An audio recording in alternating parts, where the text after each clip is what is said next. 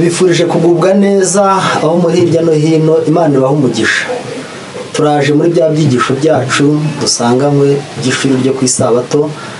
Amazina yanjye nitwa Ukwigize Jean Pierre.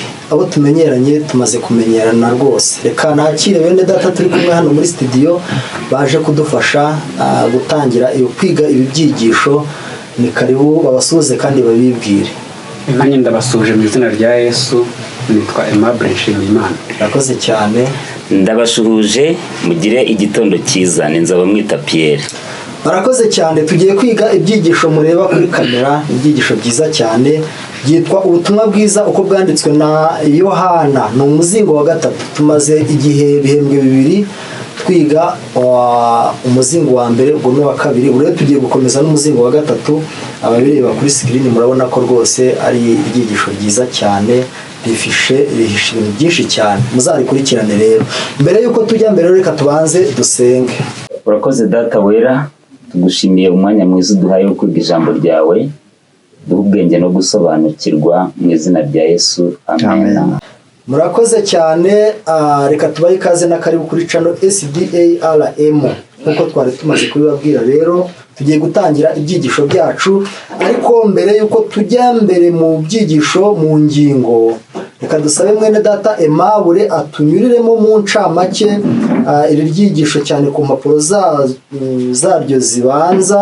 Ubwo ni kuri izi mpapuro z'inyuma kugira ngo tubone twinjiremo imbere, kuko mbere yuko umuntu yinjiramo imbere nyine arabanza agakingura birumvikana. Reka rero dusabe mwene data Aimable adufungurire iri ryigisho. Ni karibu Aimable. Urakoze cyane. Mu ijambo ry'ibanze ry'icyigisho dutangiye kino gihembwe muri kubibona ko ari ubutumwa bwiza ko bwanditswe na Yohana. Ubu ngubu tugeze ku mugabane wa gatatu. Uyu mwaka wose twize muri Yohana twahereye ku mugabane wa mbere, uwa kabiri no turangije. Ubu ngubu dutangiye wa gatatu. Rero uyu mugabane wa gatatu nawo ukomereza aho uwa kabiri agarukirije, kuko ugaragaza neza uburyo tugiye gukomeza tureba ku byerekeranye n'imibereho ya Yesu, twiga buri munsi ibyigisho bye, ndetse tunareba tuzasoza tureba iherezo, intangiriro z'ezo ry'umurimo we. Ubwo rero uko tuzakomeza kugenda tubyiga tubisubiramo umunsi ku wundi, tuzarushaho gusobanukirwa nabyo. Naho amaturo y'Isabato ya mbere ni mu kwezi kwa karindwi, azaba ari ku itariki 5, azagenerwa mu kubaka urusengero rwa Aruwe rwo muri Tahiti. Tahiti ni ikirwa kiri mu birwa byo muri Polynesia y'Abafaransa. Aho ngaho niho ituro ryacu ryose rizerekeza. Iryo turo rizaba rigiye kubaka urwo rusengero kugira ngo abantu b'Imana bajye babona aho basengera, kuko nicyo kintu gikwiriye rwose kuruta ibindi byose. Rero reka nsubize umwanya mugenzi wanjye dukomeze. Arakoze cyane. Adufunguriye ibi byigisho tuzabikurikirane. Nkuko twabibabwiye, itorero Abadiventiste munsi wa karindwi bavugurura riri mu bihugu birenga 100. Urumva rero ko hano ubu iri turo ry'Isabato ya mbere tuzajya kubaka mu rusengero mu Bufaransa muri Tahiti. Rero abagira umutima wo gukunda umurimo w'Imana no gushyigikira ivugabutumwa hirya no hino ku isi, tubararikiye kuzatanga iryo turo. Imana ibaha umugisha cyane. Rero reka tujye mu ngingo zacyo mu byigisho nk'uko bikurikirana. Tugiye gutangira icyigisho kitubwira ngo icyigisho cy'igihembwe cya gatatu gitangira. Iri ryigisho kiratubwira ngo Yesu, Simoni na Mariya. Yesu, Simoni na Mariya. Muzabe hafi kugira ngo tuzumve amateka Yesu yagiranye na Simoni ndetse na Mariya. Dore ko Simoni na Mariya iyo wize neza ibyanditswe buryo usanga bafitanye isano. Tuzabibona. Reka rero twakire mwene data nzaba mwita Pierre atunyuriremo mu ncamake umutwe w'iki cyigisho. Ni karibu Pierre. Umutwe w'iki cyigisho uratubwira ngo Simoni na Mariya. Yesu, Simoni na Mariya ni abantu batatu twumva muri iki cyigisho. Isomo baduhaye ryaratubwiye ngo nicyo gitumye nkubwira yuko ababariwe bya byaha bye byinshi, kuko yagize urukundo rwinshi, ariko ubabarirwa bike akunda buke. Hano rero mu mwuka w'ubuhanuzi naho bakomeje batubwira yuko umuntu ushobora kuba umunyabyaha, ariko ibyaha byawe uko byangana kose ni nako ukeneye Kristo. iki cyigisho rero ni icyigisho kiryoshye kandi ni icyigisho umuntu wese atabura kwiga, cyane cyane ko dukwiriye kumara igihe kinini buri munsi isaha cyangwa se hasi yayo utekereza kuri Kristo. Yego. Urakoze cyane Pierre, Imana imuhe umugisha. Uyu mutwe w'icyigisho ni umutwe mwiza cyane. Rero reka tujye ku ngingo yacyo ya mbere, ingingo y'icyigisho cyacu yacyo ya mbere yigwa ku munsi wa mbere w'iminsi 7.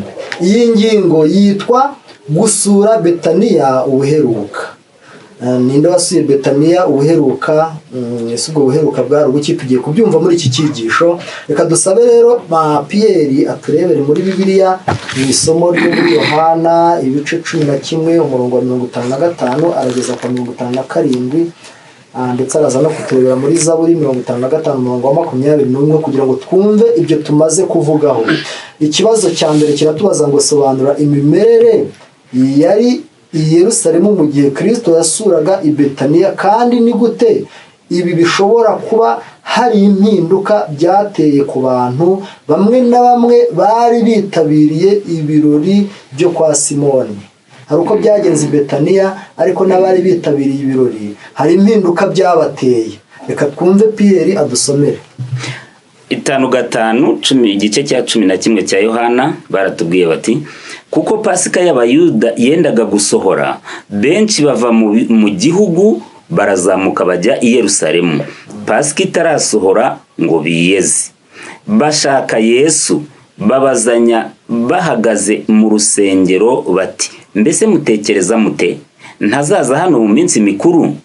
Ariko abatambyi bakuru n'abafarisayo bari bategetse yuko umuntu namenya aho ari abibamenyesha bakamufata. Yego. Ubwo hari mu bihe byo kwitegura Pasika, kandi bagombaga guhurira hamwe kugira ngo basangire Pasika. Yego. Zaburi 55 umurongo wa 21.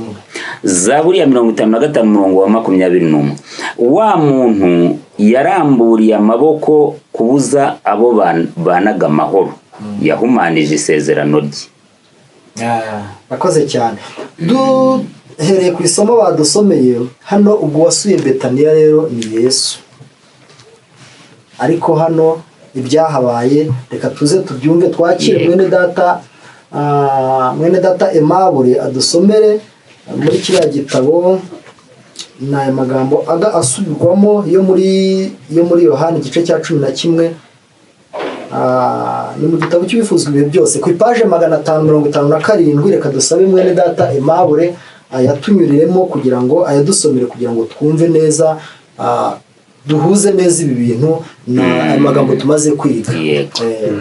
Amagambo arasobanura neza uburyo Kristo yasuye Betaniya ubuheruka. Mwibuke igihe yasuraga Betaniya ubwa mbere, ni igihe arimo yigisha aganiriza ibyanditswe byera, Mariya akicara ku birenge bye kugira ngo atege amatwi ijambo ry'Imana. No Marita akajya guhihibikana ategura, akazabwira Yesu atumwigisha mu akamfasha. Ati ngombwa ni kimwe, icyo Mariya yisemo kirakomeye cyane. Ni igihe yasuraga ubwa mbere. Ubu rero yabasuye ubuheruka ahangaha i Betaniya, ni naho Simoni yari atuye. Kugeza kukomoza ngo yarafitanye isano, koko nibyo. Simoni na Mariya na Marita na Lazaro bari bafitanye isano, kuko Simoni yari nyirarume. Niko byanditswe byera bivuga nk'uko abantuza. Hano haranditswe ngo Simoni Betaniya yabarwaga ko ari umwigishwa wa Yesu. Yari mu bafarisayo bake bifatanyije ku mugaragaro n'abayoboke ba Kristo. Yemeraga ko Yesu ari umwigisha, kandi yiringiraga ko ashobora kuba ari we Mesiya, ariko yari ataramwemera nk'umukiza. Imico ye n'amahame agenga imigenzereze ye byari bitarahinduka. Simoni nawe yari umwigishwa wa Yesu, ariko bitaraba neza. Akimushidikanya.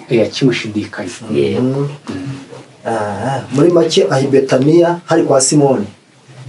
Kwa Simoni. Nawe niho yari atuye. Na Mariya na Lazaro naho yari atuye. Ariko ubwa mbere Yesu yagiye mu rugo kwa Lazaro.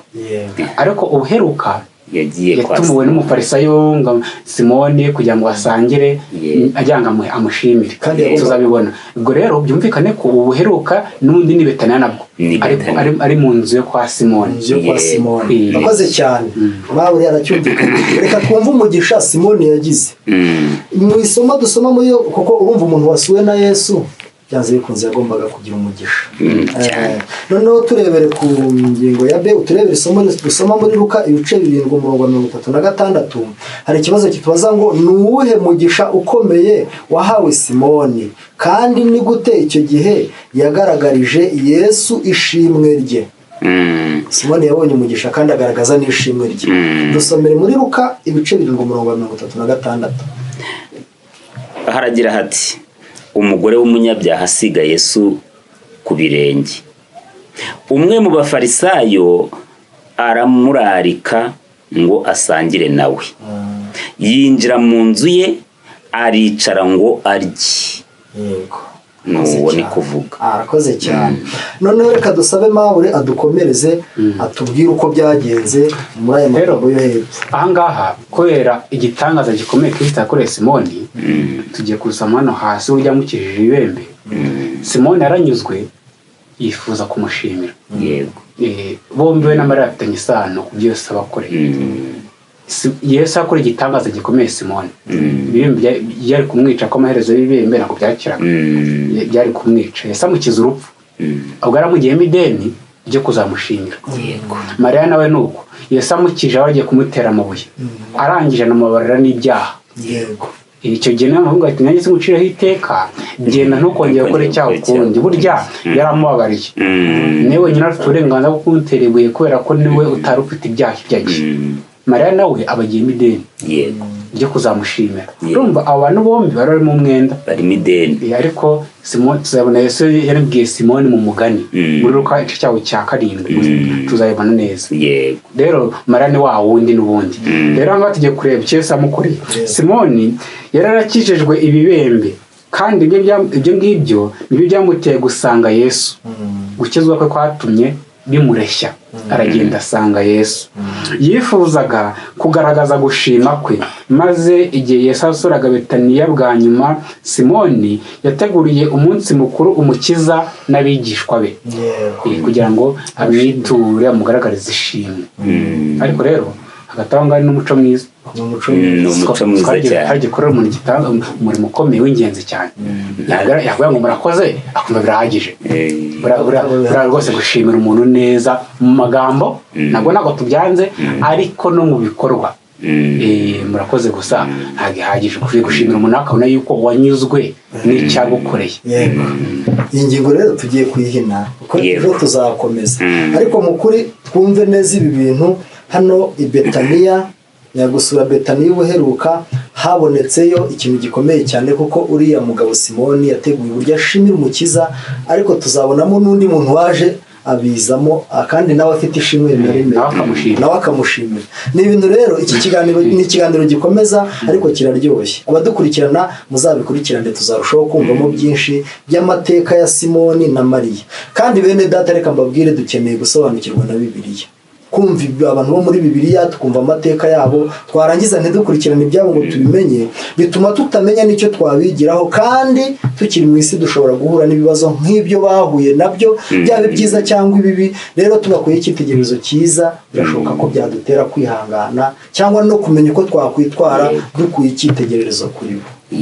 Rero abadukurikirana reka tubashimire, ariko cyane tunashimire bene data mwadufashije muri studio, kandi tubararikiye no kuzagaruka kugira ngo mukomeze mudufashe turusheho kugenda twumva neza ibi byigisho. Imana rero ibaho umugisha, ibyigisho byacu nakagaruka. Bayi mugire umunsi mwiza. Amen. Amen.